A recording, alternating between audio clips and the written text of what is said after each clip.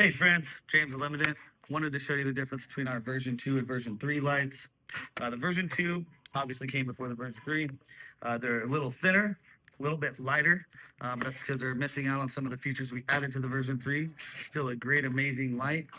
Both of them have their place, so I wouldn't necessarily say one is better than the other. They are very similar, with just some few unique features. So this will hopefully help you decide which one to select for yourself. This one does not have a height adjustable lens, which is the version 2. You can slide the lens out of here, but especially on the 20-inch, you're going to have to loosen up the screws to get enough tension to push this out and slide another one in. Whereas on the version 3s, not only does it have a drawer right here, which is very easy to open and slide the lens out, but the lens has 3 heights adjustment.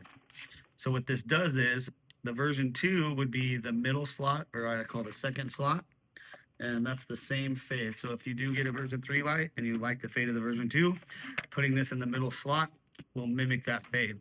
If you like your fade to be a little smoother and more washed out, or typically the line users, if you're a line board user and you want the light to evenly disperse amongst the lens, you're going to put this at the very top, the third slot.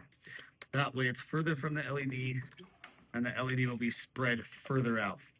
Me personally, I like a really tight fade. It tends to magnify the orange pill more.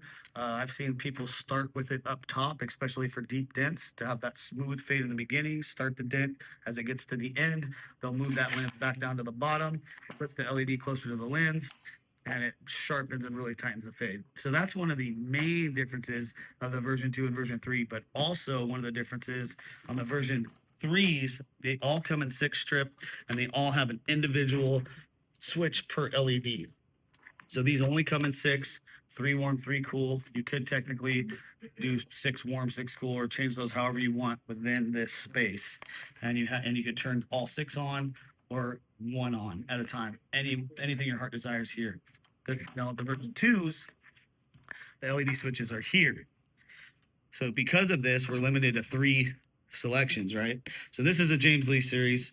This only has one outer, and then it's got 2 centers. So this will switch from either warm or cool. On this actual configuration with the James Lee, flipping one of these on will turn on an outer left and right warm. But say this was a 3-strip, you would just have 3 single switches, and it'd be like left warm, center cool, right warm, or vice versa, 2 cools and a warm, 2 warms and a cool. So that's the main difference there. Version 2 has their dimmer and master off on. So this is the master off on button. You turn this on, then the LED switches will operate, and you got your dimmer. Version 2, as of right now, still currently only comes with the manual pump, which is another difference with the version 3. The master off on button is no longer on the side. Instead, that's been replaced with an LED indicator to tell you the battery level. It'll go from green to yellow to red, letting you know where your battery status is as far as how much charge is left. Here's the master off on for the version 3 lights. Instead of the switches being here, like I said, they're here on the board. We also included, since we had an extra slot, might as well use it, a USB output, which is a high or a fast charging output, because it's a 2-amp output. This is not a charger, it's not an input. So don't put power in here thinking you're going to charge your light or charge your battery. This is only an output to charge any USB device that has your standard USB 2 or 3 port. This also, one of the main functions that I was saying, version 2 only comes with manual. Version 3, you have the option of manual or our auto cup. The auto cup's amazing. When you turn this on, it's automatically going to suction to the vehicle. As you pull it off, it'll run for 30 seconds to resuck to the vehicle.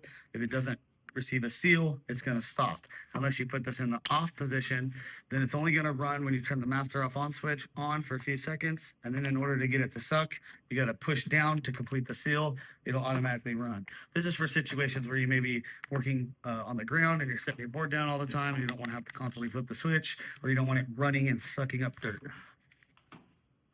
And that is pretty much it.